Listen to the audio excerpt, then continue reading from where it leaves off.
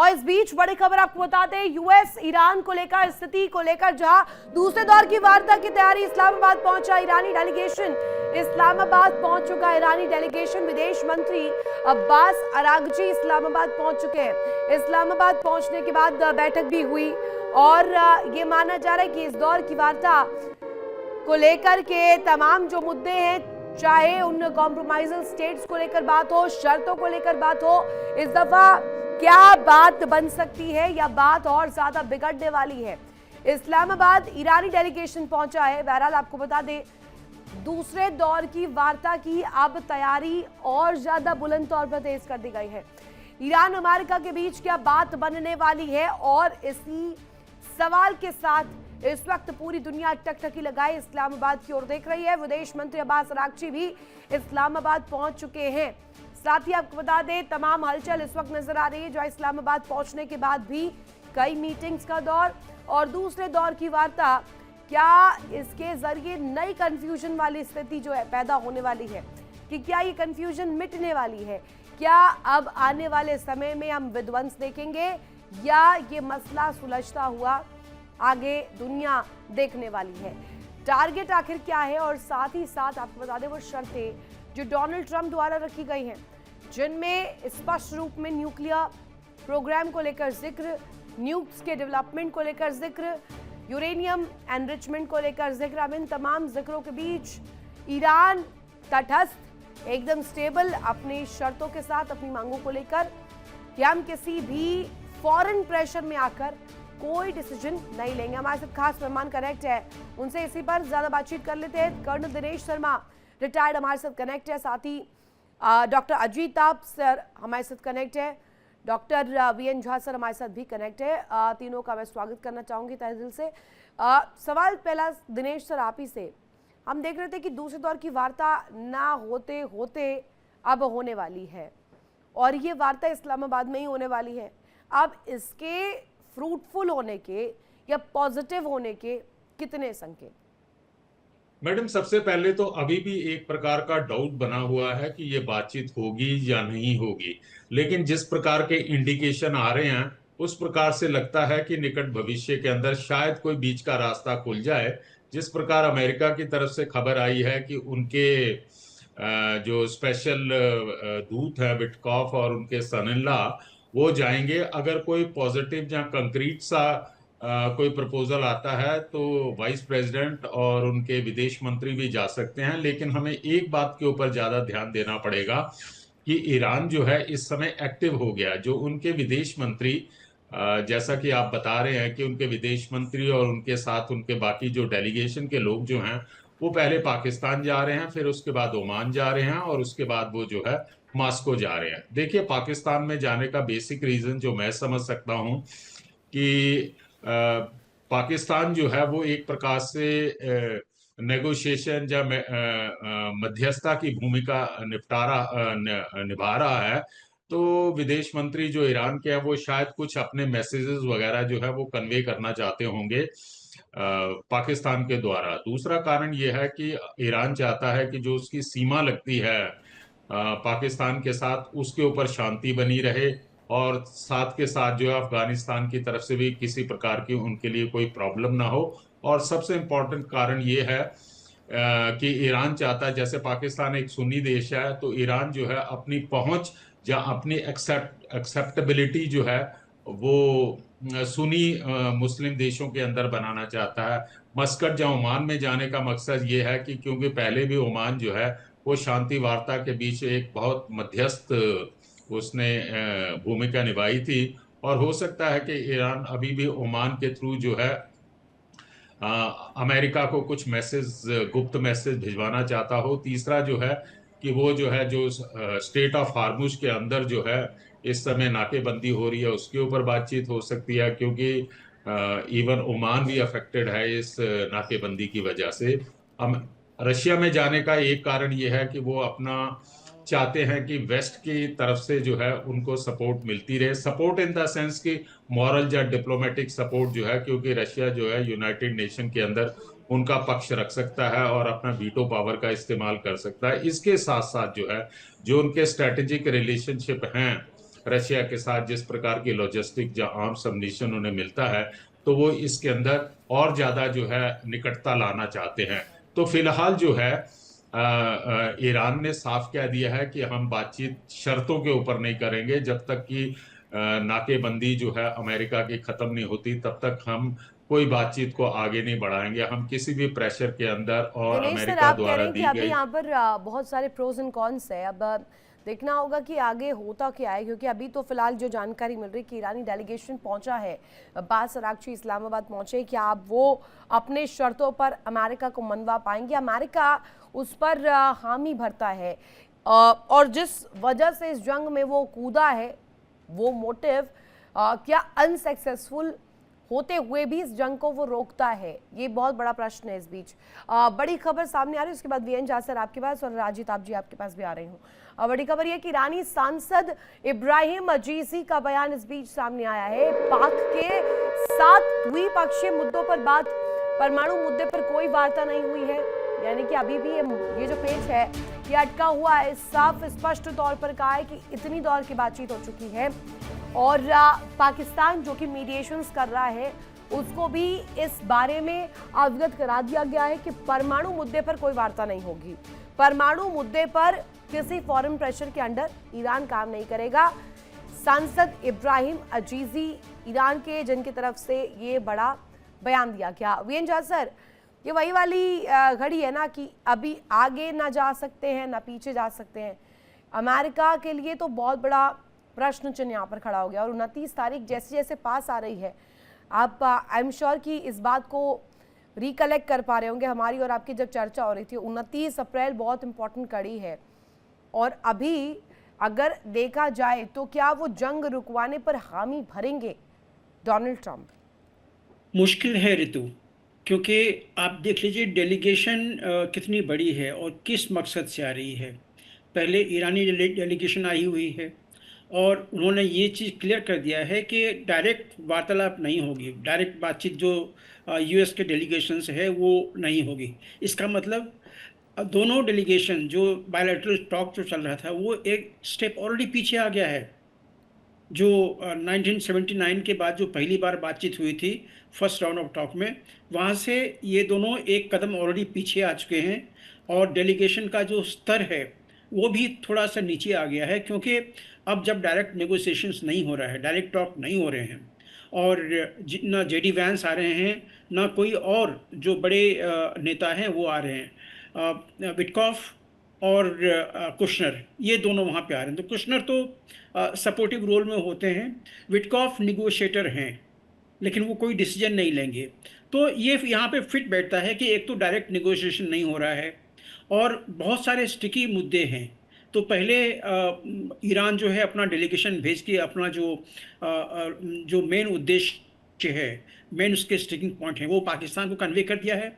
अब Pakistan post box है, वो उनका जो मैसेज है वो यूएस को दे देगी, यूएस अपना मंतव्य रखेगी पाकिस्तान को, पाकिस्तान ईरान को कन्वे कर देगी। लेकिन एक चीज़, एक जो सिल्वर लाइनिंग है वो इसमें भी है कि अगर जहाँ जहाँ स्टिकी मुद्दे हैं, जो 5 मेन स्टिकी मुद्दे थे और बाकी भी कुछ हैं, तो अगर उस पर कोई प्रोग्रेस होती है तो ये वेलकम साइन है। हम पूरा विश्व पहले से ही कर रहा है कि कह रहा है कि ये वार्ता कितनी सफल होगी हम नहीं जानते हैं, लेकिन अगर थोड़ी सी भी इसमें प्रोग्रेस हुई, जिससे कि चाहे वो स्टेट ऑफ हॉर्मुज हो, चाहे ये टेंशन हो, इसमें अगर कहीं थोड़ा सा भी रिलीफ मिले तो ये वेलकम योग्य है। तो इसलिए हमें इसको बिल्कुल सिरे से खारिज नहीं कर देते हैं, हम इसको एक पॉजिटिव डेवलपमेंट मानते हैं। लेकिन मसला आगे बहुत बहुत अलग अलग तरह के हैं, बड़े बड़े तरह के हैं। यूएस को एक चीज़ समझना पड़ेगा, यूएस और इसराइल को, कि जब ईरान ने एक बार न्यूक्लियर का संवर्धन किया हुआ है, यूरेनियम का संवर्धन किया हुआ है, तो ये उनके दिमाग में है। अब आप उस दिमाग को वाइट वॉश नहीं कर सकते हैं कि पानी से धो दिया या चूना से धो दिया तो पुत गया। नहीं, जिस दिन लड़ाई खत्म होगी उस दिन के बाद फिर से जो ईरानियन एफर्ट हैं वो इनरिचमेंट के लिए शुरू होगी, क्योंकि इनरिचमेंट उनकी आवश्यकता है, क्योंकि उनके आप पास ये कह रहे हैं इनरिचमेंट आवश्यकता है और इनरिचमेंट पर शायद वो बातचीत करे भी ना, जैसा कि अभी इब्राहिम अजीजी की तरफ से कहा भी गया है। अब वो कह रहे हैं कि आप तमाम मुद्दों पर कर लीजिए, सॉर्ट आउट कर लेंगे मैटर, लेकिन no talks on nuclear asset, nothing on nuclear weapons. मतलब वो क्लियर कर रहे हैं कि हमें इस पर बात करना ही नहीं है। अजित आप सर कनेक्ट है, उनसे भी एक प्रतिक्रिया लेते हैं। एक बड़ी खबर उसके बाद सर मैं आ रही हूँ। विदेश मंत्री अब्बास अरागची का इस बीच बयान सामने आया, नाकाबंदी हटाने पर वार्ता होगी, धमकी दबाव में वार्ता बिल्कुल नहीं होगी। अगर चाहे अमेरिका की प्रेशर क्रिएट कर इस तरीके से वार्ता कर ले और मसले को सुलझाने के लिए कोई कदम रखे, तो ये नहीं है पॉसिबल, ये इम्पॉसिबल है। नाकाबंदी हटाइए, उसके बाद आप वार्ता करिए, क्योंकि धमकी और दबाव के आगे ईरान रेडी नहीं है बातचीत करने के लिए। अजित आप सर, बहुत क्लियर इंडिकेशन है, क्लियर ये कहा गया है कि आप नाकेबंदी हटाइए, ब्लॉकेड हटाइए, उसके बाद आइए बातचीत करने के लिए। आप ब्लॉकेड करके क्या ये दुनिया में मैसेज देना चाहते हैं, नैरेटिव देना चाहते हैं कि आपने प्रेशर में डाला हुआ ईरान को? अजित आप सर। देखिए रितु जी, ये डबल वहमी कहते हैं ना, दो धारी तलवार, वो है। ईरान निश्चित रूप से प्रेशर में है, खास करके जो आपने कहा आर्थिक नाकाबंदी जो हुई है, इससे ईरान को बहुत लॉस हो रहा है। राष्ट्रपति ट्रंप के अनुसार 500 मिलियन डॉलर का डेली का लॉस हो रहा है। हाँ। मतलब 50 करोड़ डॉलर का डेली का लॉस हो रहा है, राष्ट्रपति ट्रंप कहते हैं। तो कुछ ना कुछ, और खास करके अब देखिए ये ब्लॉकेज जो अमेरिका ने किया है, उसकी वजह से अब ऐसी भी खबरें आ रही हैं कि खार्ग आइलैंड पे जो इनके स्टोरेज फैसिलिटी हैं वो सारे अब फुल होने की स्थिति में हैं। उसके बाद अभी इन्होंने शुरू कर दिया है जो इनके लार्ज जो कंटेनर्स हैं, उसमें जो फ्लोटिंग स्टोरेज फैसिलिटी है, अब उसमें तेल भर रहे हैं, वो रखने की कोशिश कर रहे हैं। वो भी भर जाएगा, वो बहुत लिमिटेड है ऑफ कोर्स उनके पास। तो या तो उनको अपने प्रोडक्शन फैसिलिटी ईरान को बंद करने होंगे, तो ये और भी ज्यादा लॉस आगे के लिए होगा। तो ये इस एक तरह से मुझे लगता है जो अरागची का स्टेटमेंट आपने अभी कहा कि नाकाबंदी और इसमें बातचीत नहीं हो सकती, पहले वो खोलिए, एक मिक्स सिग्नल है कि बातचीत तो वो चाह रहे हैं, लेकिन अब शर्तें, चूंकि बहुत सारी चीजों में निश्चित रूप से ईरान अब एडवांटेज की स्थिति में है, तो उसमें वो ज्यादा से ज्यादा बार्गेन लेने की कोशिश कर रहा है, क्योंकि न्यूक्लियर फील्ड में भी वो पहले से आगे बढ़ चुका है। अब इनरिच्ड यूरेनियम उसके पास 60% वाले भी हैं। उसके अलावा आप इधर हॉर्मुज का हथियार भी उसको मिल चुका है। तो कई चीजों में अमेरिका को थोड़ा प्रेशर लाने की स्थिति में है। इसीलिए बार बार आप देखिए ये बढ़ाते जा रहे हैं, सीज फायर एक्सटेंड। इनकी भी मजबूरी है, अमेरिका की भी मजबूरी है और उनकी भी है। लेकिन मुझे लगता है कि ये जो अभी विजिट हो रही है, निश्चित रूप से ये एक पॉजिटिव साइन है। कुछ ना कुछ पर्दे के पीछे बातचीत चल रही है और इसका कुछ तो पहली दफा भी हुआ था। पॉजिटिव तो फर्स्ट टॉक्स में भी हुआ था। पॉजिटिव तो हमने ये भी देखा था जब बीच में बातचीत को लेकर रास्ता बना था कि दूसरे दौर की वार्ता में भी चीजें सॉर्ट होंगी, लेकिन वो हो नहीं पाया। और अब यहाँ पर एकाएक इस तरीके की बड़ी हलचल हम देख रहे हैं। एक बड़ी खबर, उसके बाद Dinesh sir, I am coming to you. Iran विदेश मंत्रालय का दो टूक जवाब सामने आया है। जवाब ये कि यूएस से वार्ता का कार्यक्रम नहीं है। अरागची के दौरे पर ईरानी जो इस वक्त बयान सामने आया विदेश मंत्रालय का, जिसमें अमेरिका से वार्ता का कोई इरादा ही नहीं है। We are not ready to talk. अभी ब्लॉकेड के साथ इस पॉसिबिलिटी को आप नहीं देख सकते कि अगर ब्लॉकेड है तो आप बातचीत कर लीजिए। दिनेश सर, बहुत क्लियर है, चाहे अरागची को आप उठाइए, विदेश मंत्रालय को ईरान की उठा लीजिए, एक ही बयान है कि इंतजाम आप जो कड़ी कर रहे हैं ब्लॉकेड लगाकर, इसके साथ साथ आप चाहेंगे कि मेज सजा लीजिए बातचीत की, वो नहीं हो पाएगा।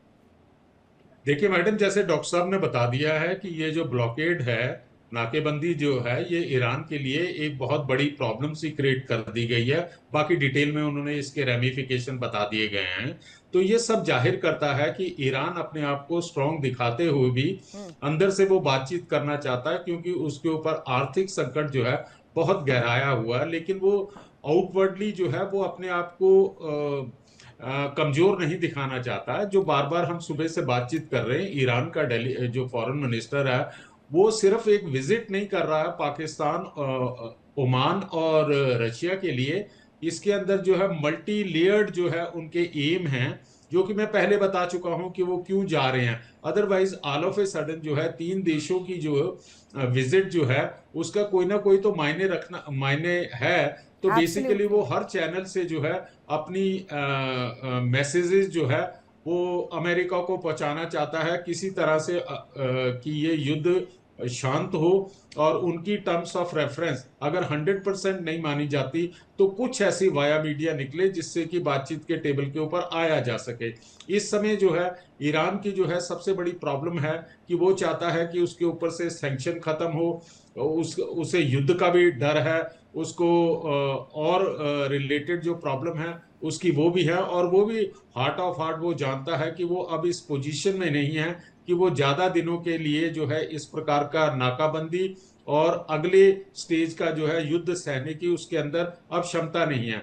दूसरी तरफ आप अमेरिका को देख लीजिए, जो नया जो उसके अंदर से एक पॉइंट निकल कर आता है कि अभी तक तो बातचीत हो रही है कि अमेरिका के ऊपर भी बहुत प्रेशर है, चाहे डोमेस्टिक प्रेशर है चाहे इंटरनेशनल प्रेशर है, और वो ग्रेसफुली जो है यहाँ से निकलना चाहता है। लेकिन इसके पीछे और जो जियोपॉलिटिक्स रीजन है वो भी काफी मुझे लगता है कि यूनाइटेड स्टेट अब समझ रहा है रशिया की क्या चालें, रशिया क्या चालें चल रहा है, वो आर्थिक तौर के ऊपर जो है मजबूत हो रहा है, जो कि युद्ध से पहले उसके ऊपर सैंक्शन और उसका तेल नहीं बिक रहा था। चाइना जो है, चाइना इस समय जो है ईरान को जो है पूरी तरह से लॉजिस्टिक और आर्म्स अम्यूनिशन जो है सप्लाई कर रहा, और चुपचाप एक म्यूट स्पेक्टेटर की तरह वो चाइना दिल के अंदर खुश हो रहा है कि किसी तरह से जो है इस युद्ध के अंदर अमेरिका उलझा रहेगा, उसकी इंटरनेशनल जो साख है वो डाउन होगी और वो अपना इन्फ्लुएंस बढ़ा लेगा। दूसरा जो है डोनाल्ड ट्रंप साहब का जो नाकाबंदी के बाद जो है वो भी एक चाइना को संदेश देना चाहते हैं, क्योंकि जैसा खबरों में आ रहा है कि वो अगले महीने जो है चाइना के अंदर विजिट करेंगे, तो वो भी अपनी पोजीशन जो है अपने आप को स्ट्रांग दिखाना चाहते हैं। तो ओवरऑल अगर मैं सम अप कर सकता हूं तो ये है कि दोनों के दोनों देश जो है वर्ल्ड के सामने अपने आप को स्ट्रांग दिखाना चाहते हैं, पर अंदरूनी तौर पर अभी लड़ाई अंदर खाने चली रही है। एक बड़ी खबर उसके बाद वीएन जहाज सर आपके पास आ रही हूँ, सवाल इसी से जुड़ा हुआ है मेरा। इस वक्त खबर ये कि यूएस ईरान वार्ता से जुड़ी जानकारी मिल रही है। इस्लामाबाद में अफसरों से मिलेंगे अरागची, दूसरे दौर की वार्ता को लेकर यहाँ पर जो रुख है प्रयासों पर चर्चा करेंगे। अमेरिका से वार्ता नहीं होगी, ईरान का ये पक्ष है, और ये ही बैक टू बैक तस्वीर आ रही है। यहाँ ईरान इस पक्ष में है कि इस ही स्टांस के साथ कम से कम ब्लॉकेड खुले, नाकेबंदी खुले, और नाकेबंदी खुलने के साथ हम बातचीत के लिए कुछ आगे रुख रख सकते हैं, लेकिन उससे पहले no talks without opening this blockade. वीएन जहाज सर, ऐसा भी तो हो सकता है कि यहाँ पर कोई ऐसा प्रयास हो। एक बड़ी खबर और यूएस ईरान वार्ता से जुड़ी खबर आपको बता रहे हैं, यहाँ पर इस्लामाबाद में अफसरों से अरागची मिलेंगे। वीएन जहाज सर, मुझे ये समझाइएगा, अगर हम कहेंगे ट्रैप भी तो हो सकता है कि फंसाने का प्रयास हो, कह दीजिए बातचीत हो रही है और एक ही हो सकता है, दैट्स पॉसिबल। डोनाल्ड ट्रंप ने वो भी किया है, एक रात में मिडनाइट में अटैक कर दें। जी हाँ, ये सारे पॉसिबिलिटीज हैं, लेकिन इन सारे पॉसिबिलिटीज के बावजूद भी जो महाभारत का या गीता का जो स्टेटमेंट है कि अगर किसी भी कीमत पे पीस अगर स्टैब्लिश की जा सके तो वो वेलकम है। और यहीं पे अगर मान लीजिए, देखिए अभी जो फिलहाल जो हो रहा है ये तो रिट्रोग्रेड स्टेप है, इसमें कोई दो राय नहीं है। जहाँ पे पहले राउंड में फेस टू फेस बात हुई थी, वहाँ पे अब दूसरे राउंड में वो चीज़ नहीं हो रहा है, अब ये इनडायरेक्ट बातचीत हो रही है, तो ये रिट्रोग्रेड स्टेप है। लेकिन देखिए इसकी जो झुलस है, इसकी जो तपिश है, वो दोनों पार्टी को फील हो रही है। ईरान को तो फील हो ही रही है और अमेरिका को भी फील हो रही है।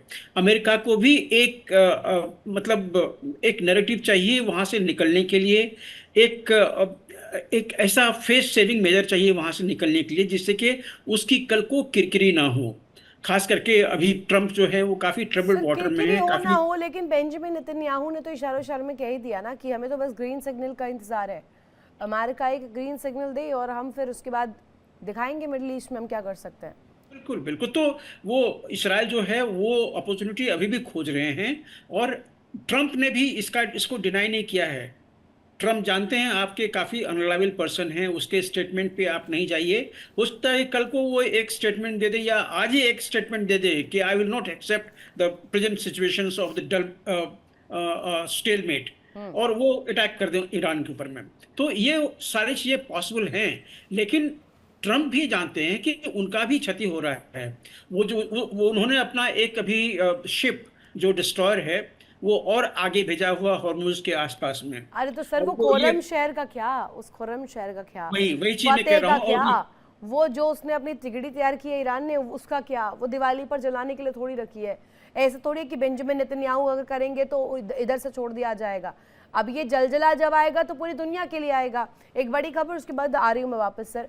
फिलहाल इस्लामाबाद नहीं जा रहे हैं उपराष्ट्रपति जेडी वेंस, ये जानकारी मिल रही। जेडी वेंस का शांति वार्ता में शामिल होने का प्लान अभी नहीं है, ये इस वक्त की सबसे बड़ी खबर है। जेडी वेंस इस शांति वार्ता में शामिल नहीं होंगे, यानी कि फिलहाल इसे कहा जाए तो अभी उनका ये दौरा कैंसल्ड है अभी, या ये पोस्टपोन किया है। आगे आने वाले समय में क्या जेडी वेंस इसको लेकर रुख रखेंगे कि अगर ईरान सेटलमेंट के लिए रेडी हो जाता है तो इस पर वो भी विचार करेंगे कि वो इस्लामाबाद जाए या ना जाए। जेडी वेंस फिलहाल अभी नहीं जा रहे हैं। जाजर, जेडी वेंस पिछली दफा जब गए थे कितने एग्रेसिव मोड में थे, और वापस निकलते वक्त भी उनका जब बयान आया था कि कोई बातचीत नहीं हुई, ईरान टेबल पर बैठकर बात करना ही नहीं चाहता है।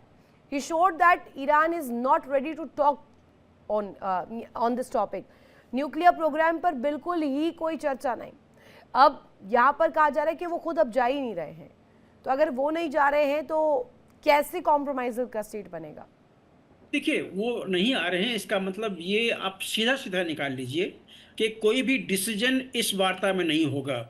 अगर आपके जो चीफ जो डिसीजन मेकर हैं अगर वो नहीं आ रहे हैं तो कोई डिसीजन नहीं होगा। हाँ, अगर कोई प्रोग्रेस हुई तो हो सकता है कि कल को जब थर्ड राउंड का वार्ता होगा, चाहे वहाँ या चाहे कहीं और, तो हो सकता है कि वहाँ पे वो आए।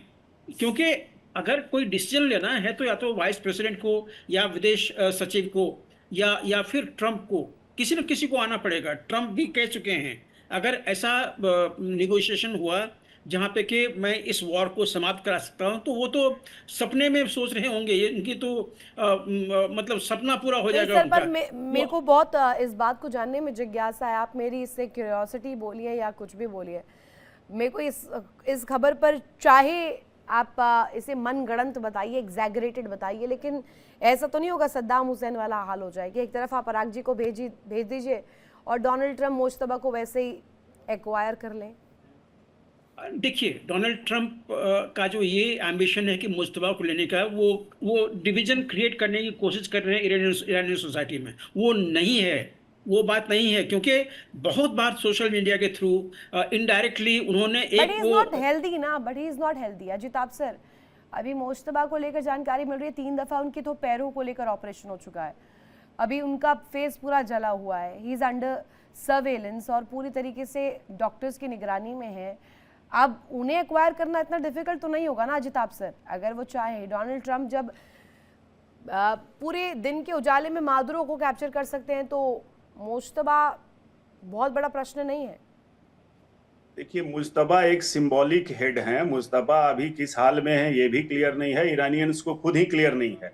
मुझे नहीं लगता कि कोई बड़ा इशू होगा। वो तो खमनेई परिवार से हैं, इसलिए वो एक नाम यूज किया जा रहा है, यूनिफाइड फेस प्रेजेंट करने की कोशिश की जा रही है। क्योंकि जो खबरें हैं कि with in IRGC differences of opinion है। आप देख लीजिए कलीबाफ जो IRGC के पूर्व कमांडर रह चुके हैं, अभी जो स्पीकर है वहां के, वो पिछले दौरे में वही आए थे, हेड कर रहे थे टॉप को, इस बार वो नहीं आ रहे हैं। ऐसा कहा जाता है कि जो IRGC के हेड हैं अहमद बाहिदी और खलीबाफ, दोनों के बीच डिफरेंसेस है। वहां भी जो कट्टरपंथी और उदारवादी का डिफरेंस विद इन IRGC हो रहा है। दूसरी तरफ जो सिरियन एडमिनिस्ट्रेशन है, जिसको राष्ट्र विदेश मंत्री लीड कर रहे हैं, तो विद इन ईरान कह लीजिए डिफरेंसेस हैं। इंपॉर्टेंट रोल प्ले करेगा और IRGC की अगर लीडरशिप वहां जाती है तो हो सकता है कि कोई बातचीत हो पाए पॉसिबल। एक बड़ी खबर, उसके बाद वापस सर प्लीज कंप्लीट कीजिएगा। ईरानी मीडिया के हवाले से बड़ी खबर, अमेरिका से बातचीत के बीच ईरानी शासन में मतभेद को लेकर जानकारी मिल रही है। ईरानी संसद के अध्यक्ष गालिबाफ ने इस्तीफा दे दिया है और US से वार्ता दल के प्रमुख पद से भी इस्तीफा दिया है। अब ये सीधे सीधे कनेक्ट करता अजिताभ सर, जिस बात को आप रख रहे थे कि गालिबफ पिछली दफा गए थे, लेकिन इस दफा यूएसए वार्ता दल में जो उनकी मौजूदगी थी, जिसके वो प्रमुख थे, अब उस पद से रिजाइन कर दिया है। बिल्कुल, ये कन्फ्लिक्टिंग खबरें आ रही हैं कि उन्होंने रिजाइन कर दिया क्योंकि उनकी बात नहीं चल रही है। अहमद वाहिदी जो अभी आईआरजीसी के हेड हैं, वो अभी प्रिवेल कर रहे हैं सारे लोगों पे, और वो एक हार्डलाइनर हैं। उनका है कि न्यूक्लियर इशू पे कोई भी कंप्रोमाइज नहीं होनी चाहिए, हॉर्मुज को नहीं खोला जाना चाहिए। जबकि जो दूसरा फैक्शन है वो थोड़ा सा उदारवादी है, वो प्रैक्टिकल है। गालिबाफ चाहते हैं कि भाई जो ईरान की जनता है उनके भी प्रॉब्लम्स को समझा जाए, लेकिन कमांडर जो है, ऑफ कोर्स आर्मी तो उसके लिए बनती है कि वो एक हार्डलाइन की नहीं, हम लड़के इसको सॉल्व करेंगे। इस वजह से वहां पे जनता पिस रही है। प्रैक्टिकल जो अप्रोच होना चाहिए नहीं होना चाहिए। दूसरी तरफ आप देखिए, अमेरिका की भी उलझने इसमें बढ़ी हैं। मैंने जैसा पहले भी कहा कि अमेरिका के लिए भी ये स्थिति कुआं और खाई वाली आ गई है। और ऐसे में ट्रंप, जो आपने कहा कि जेडी वेंस, और जेडी वेंस ही नहीं, जो वहां के विदेश मंत्री रूबियो हैं, वो भी स्टैंड बाई में तैयार हैं आने के लिए।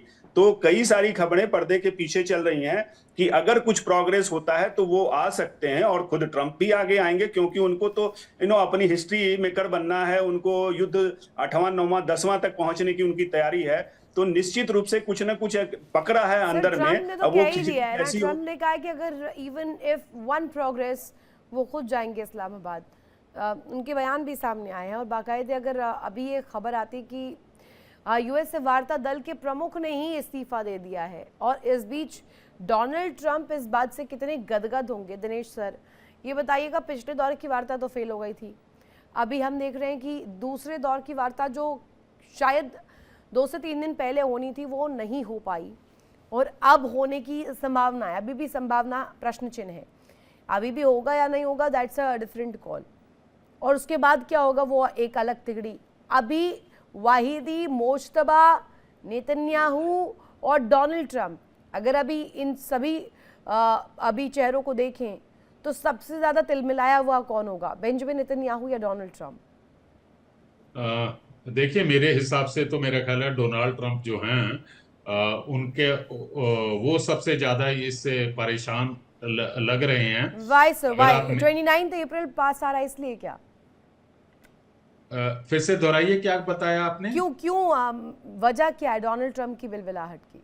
नहीं, डोनाल्ड ट्रंप की ऐसा है कि ईरान के अंदर जो भी कुछ होता है उसको आप एक तरफ रख दीजिए। डोनाल्ड ट्रंप का मेन मुद्दा जो इस समय है कि किसी प्रकार से ये बातचीत बढ़े, और उनकी टर्म्स ऑफ रेफरेंस अगर 100% नहीं मानी जा रही तो कुछ एक के ऊपर जो है सहमति बने, और ये युद्ध को किसी प्रकार से शांत किया जाए। अब बात कर लेते हैं इजराइल की। तो देखिए साहब, देखिए मैडम, ऐसा है कि इजराइल का डे 1 से जो है उनका मिलिट्री ऑब्जेक्टिव और पॉलिटिकल एम जो है बहुत क्लियर था। उनका एक मिलिट्री ऑब्जेक्टिव है कि हमने ईरान को ज्यादा से ज्यादा जो है कमजोर और बर्बाद करना है, ताकि आने वाले दिनों में ईरान उनके लिए खतरा ना बन सके, और वो इस पोजीशन के अंदर ना हो कि वो किसी प्रकार का कोई परमाणु बम बना सके। ये बाकी विश्व के लिए जो है एक प्रकार की ये सेटबैक है, जिस प्रकार से उनके संसद के स्पीकर ने जो है इस्तीफा दिया, क्योंकि चंद एक चेहरे हैं, जैसे उनके प्रेसिडेंट साहब हैं, या स्पीकर साहब हैं, या ये विदेश मंत्री साहब हैं, तो इनके चेहरे से ना कुछ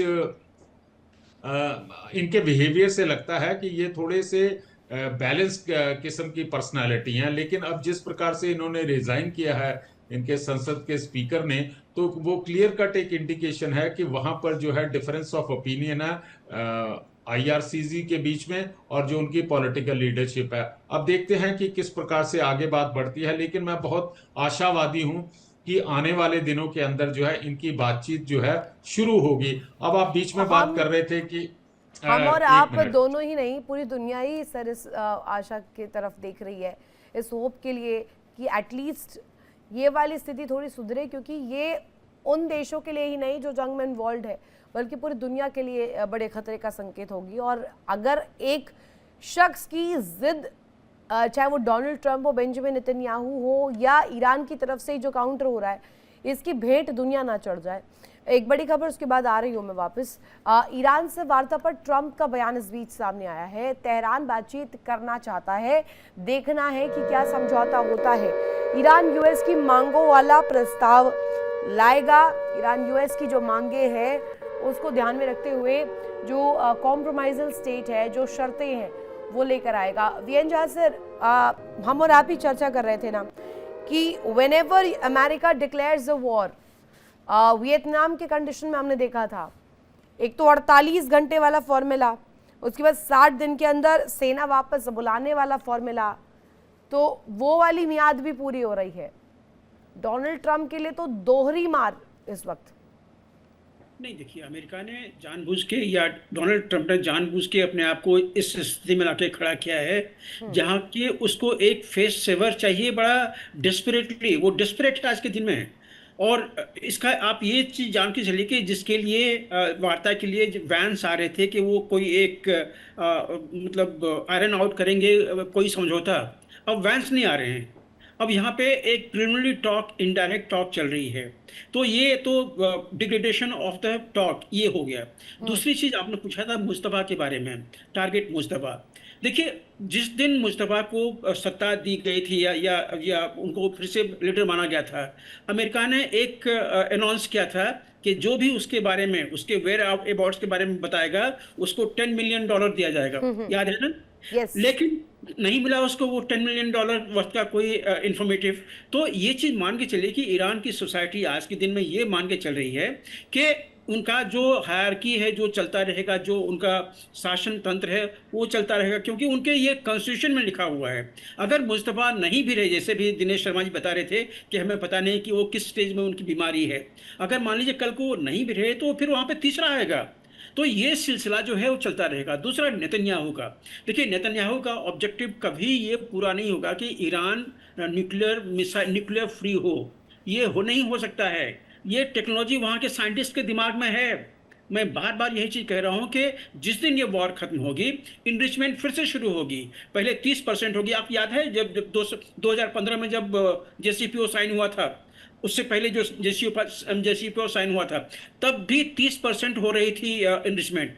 और उसके बाद से क्या हो गया, अभी वो 90% पे आ गए थे, जबकि ये हमला करना पड़ा था। हमला क्यों करना पड़ा था? इसलिए कि 90% लेके उनको बॉम्ब ग्रेड यूरेनियम मिल जाएगा और विद इन वीक्स वो अपना न्यूक्लियर बॉम्ब बना लेंगे। यही था ना? तो ये अमेरिका के लिए बेइज्जती नहीं होगी क्या? सबसे बड़ा सवाल तो यही है, बेइज्जती ही तो हो रही है। फिर डोनाल्ड ट्रंप अमेरिका को उस कटघरे में खड़े ही क्यों कर रहे हैं फिर? देखिए, डोनाल्ड ट्रंप एक बार अमेरिका की बेइज्जती नहीं की है, बहुतों बार अमेरिका की बेइज्जती की। जिस दिन से वो इस बार कुर्सी पे आए हैं, पहले कनाडा को वो 51st स्टेट बना रहे थे, ग्रीनलैंड ले रहे थे। देखिए, अभी पिछले 3 साल से जो उन्होंने क्यूबा का हाल कर रखा है, कितनी थू हो रही इंटरनेशनल मीडिया में, ये मतलब किसी के भी दिमाग में है, क्योंकि ह्यूमन राइट्स का बिल्कुल सरेआम वायलेशन कर रहे हैं। आप कैसे डिनाई कर सकते हैं क्यूबा को उनके अपनी राइट्स? तो ये सारी चीज़ें ट्रंप कर रहे हैं। तो ट्रंप का जो इमेज है वो आज के दिन में काफ़ी डिस्टर्ब्ड है, क्योंकि उनका क्या हाल होगा आने वाले बाय इलेक्शन में उनके पार्टी का, ये कोई भी गेस कर सकता है। आप जानते हैं रेटिंग उसका कहाँ पे गिरा हुआ है। तो वो चीज़ें छोड़ दीजिए, इलेक्शन की बात नहीं कर रहा हूँ मैं, वॉर पे आ रहा हूँ सीधा। वॉर में 5 जो स्टिकिंग इश्यू थे कि इनरिचमेंट, तो इनरिचमेंट जो है वो ईरान नहीं मानने वाला है। दूसरा जो था कि किस तरह से वो उनको कॉम्पनसेशन मिले, कॉम्पनसेशन नहीं मिलेगा, क्योंकि अमेरिका की ये हिस्ट्री रही है। उसने वियतनाम डिस्ट्रॉय किया, जापान डिस्ट्रॉय किया, अफगानिस्तान डिस्ट्रॉय किया। और सबसे बड़ी बात ये कि वियतनाम में चाहे डिस्ट्रक्शन जितना भी लाया हो, लेकिन उसके बाद वहाँ से अपनी सेना को वापस भी बुलाया है, और अमेरिका ने वहाँ पर भी खुद को एक्सपोज किया है। और चाहे यहाँ पर मिलिट्री पर्सपेक्टिव से भी देखें तो ईरान वाले सिचुएशन में भी हो वही रहा है। वो जंग में उलझना नहीं चाहता, जंग में आगे बढ़ना नहीं चाहता।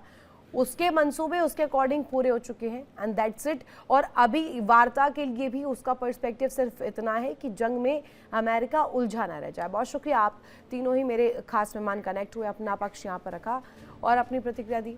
देखिए इंडिया डेली 24/7 अब आपकी स्मार्ट टीवी पर। इंडिया डेली मौजूद है सभी डिजिटल प्लेटफॉर्म पर लाइव और लगातार। इंडिया डेली 24/7 हर दिन राष्ट्र को समर्पित।